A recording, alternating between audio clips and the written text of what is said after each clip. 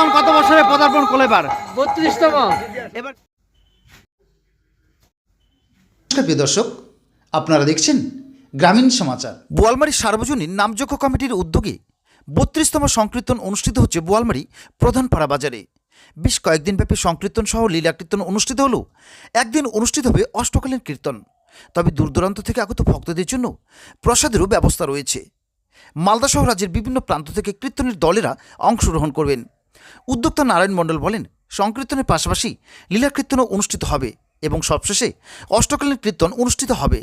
তিনি আরও বলেন, কীর্তনে আগত ভক্তদের জন্য প্রসাদেরও ব্যবস্থা রাখা হয়েছে।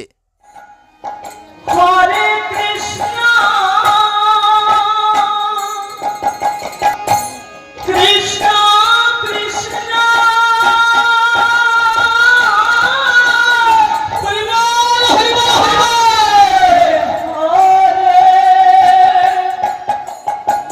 হরে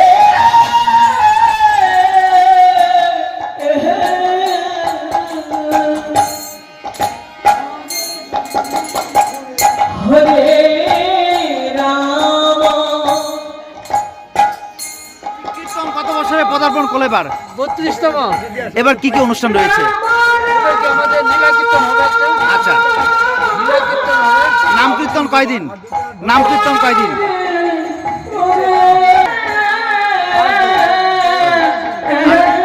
অষ্টকালীন কয়দিন হবে? কবে ওটা? আজকে কি শুরু হলো? আজকে শুরু হয়েছে? আজকে শুরু হয়েছে। কয়দিন পর্যন্ত চলবে? তারপর অষ্টকালীন কি দায়িত্বে আছেন? আমরা কমিটি